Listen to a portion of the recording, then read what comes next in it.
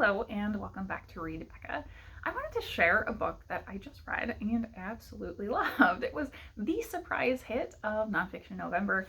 Completely stumbled upon it because I was browsing the audiobook catalog in my library, and this was an available now audiobook, fairly recent release. It's incredibly underrated though. I've heard nobody talking about this. So I want to get the word out there because this was a really, really stunning book. It is Little Brother by Ben Westhoff. This book is such a dynamic combination of three things. It's really a memoir, it's true crime, and it's investigative journalism. And it's so compulsively readable because it has married those things together very well. So I think it's a really easy book to get into while also being incredibly informative. So the story here is initially following Ben, the author, as he moves from kind of the northern Midwest to St. Louis, which is more southern Midwest, for university. And at that time, he decides he wants to kind of get more involved in the community and joins the Big Brother, Big Sister program, where you're kind of assigned a child who needs some mentorship, and mainly you're just there to spend time with this kid who needs a little attention and be their friend. There's not really any significant requirements beyond that. So he is paired with a boy named Jarrell, and at the time, this very young child, and he formed a really close bond. Now, from there, we see this growth of their relationship. We see Ben move and continue the relationship even after he has left the area. So he repeatedly flies Jarrell out to spend time with him, with himself and his wife. After he's moved to LA or New York, he opened up the world to this child who wouldn't have otherwise had opportunities to travel like that, to go see big sights in the cities. So of course that story doesn't have a happy ending, because around 18, Jarrell is tragically killed and Ben is left reeling from this. And so that is the impetus for this book, is trying to grapple with what happened to Jarrell and understand it, whether it was a random act of violence perhaps, or if it was something that maybe had a motive behind it. And did Jarrell have enemies, or was he just living in a very violent area? When this happened, Ben and his wife have moved back to St. Louis to raise their kids, basically. And in doing so, have actually made a more active connection with Jarrell prior to his death and become really heavily involved in his life. And so after his death, Ben is trying to uncover all the things he didn't know. Did Jarrell have this kind of secret life from him? It is very clear from the investigative journalism here that is Westhoff's background. He worked in St. Louis as well as major publications in New York and LA, and he also has previously published the book Fentanyl Inc., which I kind of immediately recognized but hadn't placed the name. So that one is on my list now. I need to get to it because this obviously was very compelling, very informative, and really well put together. So he as well had previously been working in journalism to do with rap and hip hop music. So he has experience with connecting with those sort of communities that are very associated with the areas where this happened, and with some scary violence, posturing between different rappers in the area, something that he was familiar with, and saw Jarrell kind of emulating that in some ways, but he almost didn't uncover that fully until after Jarrell's death. This is very much the exploration of his coming to understand that Jarrell lived in a different world from him. And he explores that by taking all the way back to the race and class divides that exist and how they have been built over time in St. Louis, in the city and county of St. Louis. And he did such a fantastic job of getting that across. It's a very complicated issue. He also, not only in terms of history, brought it to the modern occurrences with the current day murder of Mike Brown in Ferguson that set off Black Lives Matter protests throughout the area. And not only that, but the cascading effect to other areas with Philando Castile and George Floyd's murders. So he talks through all of those and how those had effects from St. Louis impacting other areas, and then coming back here, those set off additional tensions here. So I am actually from St. Louis.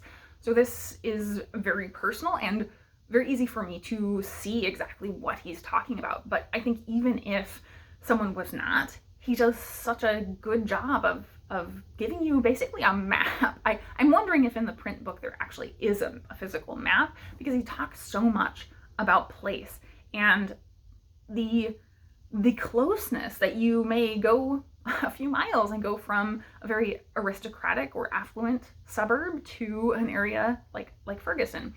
My maybe one gripe about that is actually related there, that he really hammers on how violent these areas are.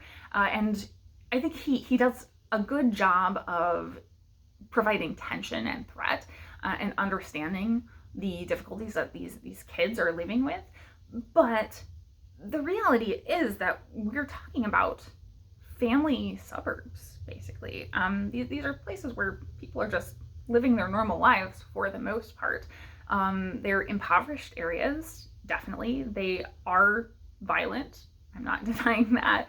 But they're mostly people just having their normally family life punctuated by intermittent violence. So I think he maybe sold it too much as these are literal war zones, and they're not. We're not even talking about the city. So St. Louis is oddly structured because it has a river running down one side of the city that separates it from the next door state, Illinois. So you have basically a core that is the actual city of St. Louis, and then in a crescent around it is the greater metro area of the county, so St. Louis County. And we're mostly focused on the North County, so up here, and these suburbs are a half hour away from the city. So we're not even talking St. Louis City. These are again very family suburbs settled, and it's a complicated situation because of the way they're set up. That even when we talk about Ferguson, it's a divided city because part of it is quite affluent. We have downtown Main Street that is mostly like a college town. They've got a great brew pub and it's kind of walkable, but that's totally disconnected from the actual living area where families are at.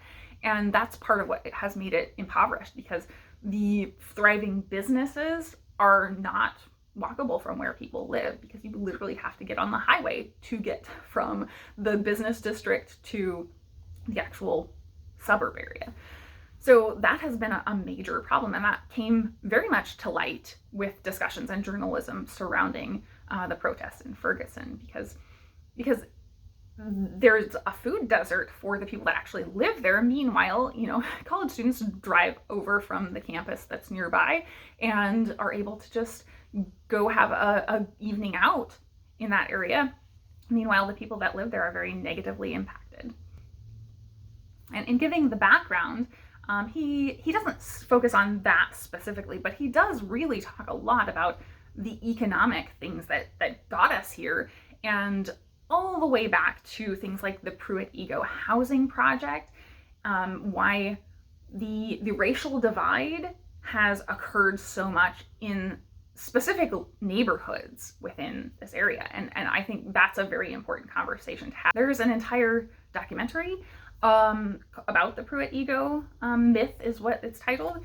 So I'll link details about that below. I think you can actually get it from Canopy if you have that app from your library. So check that out. Definitely, it's really fantastic documentary.